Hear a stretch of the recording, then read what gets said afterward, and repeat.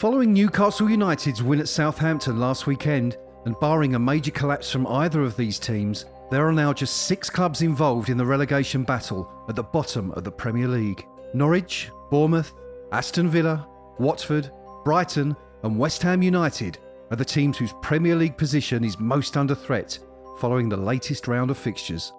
But who of the 6 have the easiest run-ins and, as a result, are most likely to survive the battle to avoid the drop?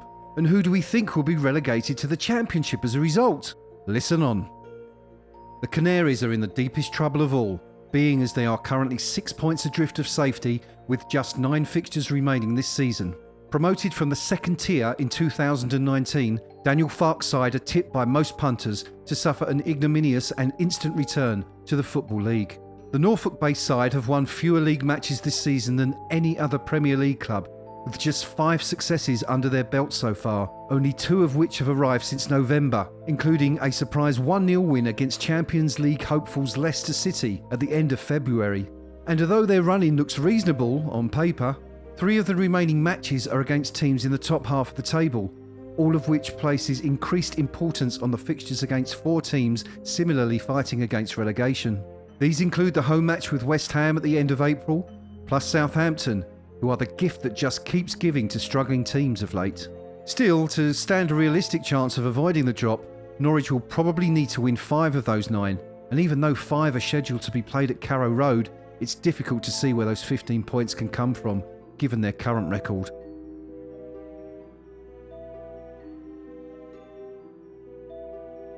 Villa, who like Norwich were promoted to the Premier League last season, are yet to win back-to-back league matches during the current campaign, although they did record 2 successive wins at the end of January, one of which was a Carabao Cup victory against Leicester. However, since winning that morale-boosting 2-legged semi-final which sent them to Wembley, they have lost 5 games on the bounce, including the League Cup final against Manchester City, as well as being trounced 4-0 by the Foxes by way of revenge for that semi-final defeat.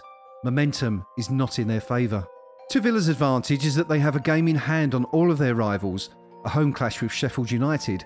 Yet, with only 1 Premier League win since New Year's Day, their fans too must be wondering where the requisite 4 wins to give them a chance of avoiding the drop will come from. Villa face one of the toughest run-ins of the 6 teams involved in the relegation picture, with only 2 of their final 10 games against teams in or around the relegation zone, including the final day visit to Stratford against West Ham, on which their entire future could yet hang.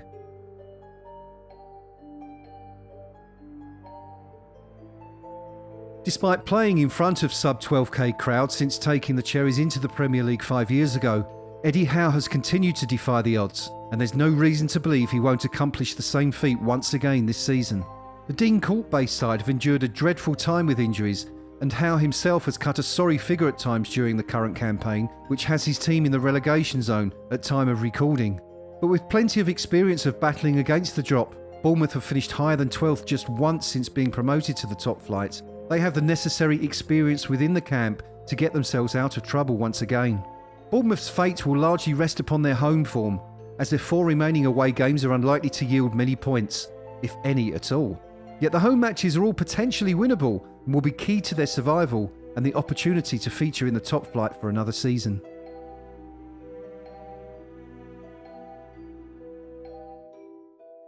The Hornets looked dead and buried just before Christmas, but the decision to replace the sacked Kiki Sanchez-Flores with the wily Nigel Pearson, who, whilst he may not be everyone's cup of tea, knows how to get the best out of a squad, was an astute one.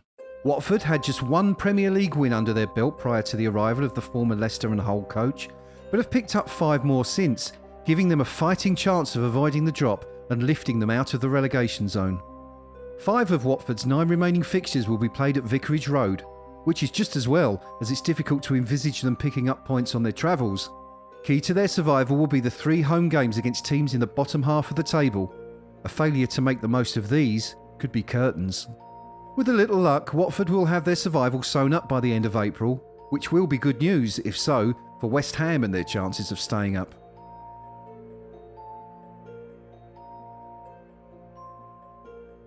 It's been said by many a pundit, and not for the first time, that the Hammers are too good to go down. On paper, the squad should be capable of challenging in the upper third of the Premier League, but a combination of injuries, bad luck, A disinterested manager and VAR have left David Moyes' side facing yet another relegation battle. The sides have, however, been good in recent games for West Ham, who produced battling performances away to both Liverpool and Arsenal, despite coming away from both without anything to show for their efforts. Those matches sandwiched a necessary 3-1 win against Southampton, which ended a brief stay in the relegation zone. With a horrendous run of fixtures now behind them, Moyes and West Ham will be looking to the key battles against their relegation rivals from which to procure enough points to secure survival for the second time in 3 years, following his 2017 success.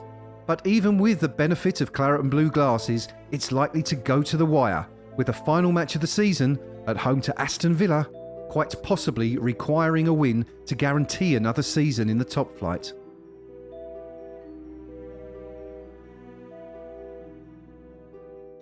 Almost every season there is one team which suffers an alarming fall from grace. This year, that team is Graham Potter's Brighton and Hove Albion. With just one win from their last 15 league matches, it is anyone's guess where the Seagulls will gain their next victory from. And with the inexperienced Potter at the helm, they are lacking that nous and knowledge required to steer the team to survival. Although they have avoided defeat in 5 of their last 7 Premier League outings, an inability to convert a draw to 3 points has left them on the cusp of the relegation zone. Their remaining home matches are absolute stinkers, and with only 2 wins on their travels so far this season, Brighton's chances of securing enough points away from the Amex Stadium are remote. Yet to win in 2020, it's going to take something special for the Seagulls to remain above their challengers and win a 3rd season in the top flight. The signs are not positive, however, and it is difficult to see where the 3 wins that should secure them a Premier League berth next season will come from.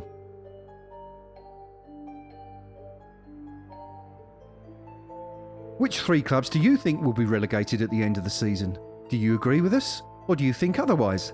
Let us know via the KUMB forum.